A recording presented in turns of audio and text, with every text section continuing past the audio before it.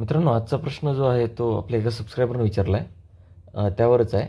तर जेव्हा भावना टोकाला जातात, कन्या राशीची कठोर बाजू काय आहे, त्या विषयावर आहे. चला सुरुवात करू. श्री गुरुदेव दत्त, श्री स्वामी समर्थ महाराज.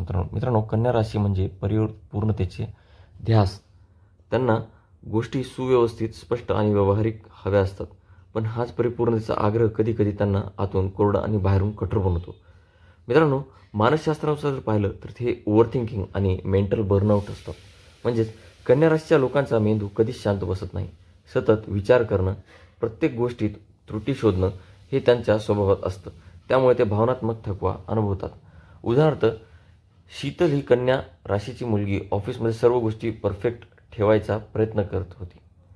तिने वेळेवर काम केलं नाही तर ती वैतागून सगळं स्वतःच करायची. हळूहळू ती चिडचिड करणारी, कोणालाही न जुमानणारी बनली. Emotional supervision. कन्या राशीचे लोक स्वतःच्या भावना व्यक्त करत नाहीत. ते स्वतःला व्यक्त करण्याऐवजी स्वतःला कंट्रोल करतात. त्यामुळे त्यांचं अंतरंग साठतं आणि मग एक दिवस ते दडपलेले भाव टोकाला जातात. उदाहरणार्थ, मयूरने लग्नात बायकोसाठी सर्व काही केले, पण जेव्हा ती त्याच्या चुका दाखवू लागली तेव्हा त्यांचा संयम सुटलो. तो शांत पण कठोर शब्दात बोलू लागला. त्याच्या आतल्या भावनांनी उधळण केली होती. मित्रांनो, ज्योतिषशास्त्रानुसार पाहिलं तर कन्या ही पृथ्वी तत्व राशी आहे. स्थिर, तटस्थ आणि व्यावहारिक.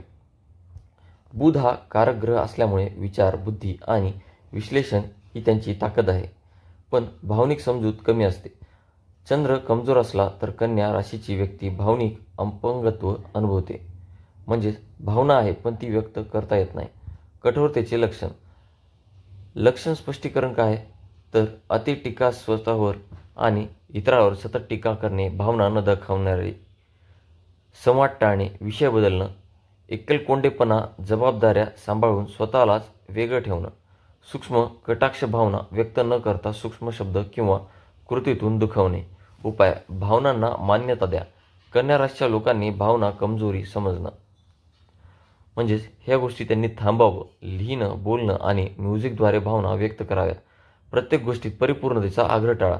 कधी कधी गोष्टी अपूर्ण ठेवणं हेही मनशांतीसाठी गरजेचं असतं. स्वतःलाही माफ करा.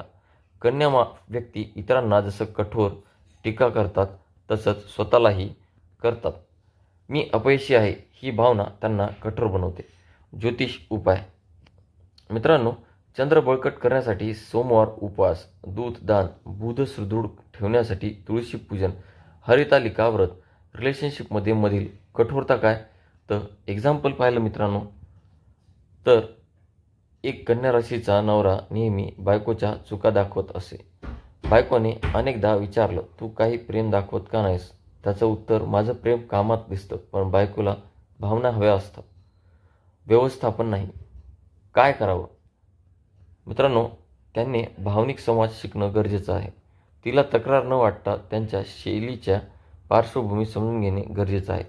मित्रांनो, यातून निष्कर्ष असाच निघतो की कन्या राशी कठोर नसते, ती अंतर्मुख असते. पण भावना टोकाला गेल्यावर ती व्यक्त करते. थेटपणे, निर्भीडपणे आणि कधीकधी असह्यपणे त्यांना समजून घ्या. त्यांच्या गाभ्यात सॉफ्टनेस आहे, फक्त ती योग्य वेळी बाहेर घेणं गरजेचं आहे. मित्रांनो, तुम्ही काही कन्या राशीचे आहात का? किंवा कोणीतरी आहे का ज्याला तुम्ही समजू शकत नाही? ह्या ब्लॉगला शेअर करा आणि त्यांना समजून घेण्याचा एक नवा दृष्टिकोन द्या. मित्रांनो, तुमच्या मनात जर असे काही विषय असतील तर नक्कीच आम्हाला कळवा कमेंटमधून आणि या विषयाला हाईप करा. धन्यवाद.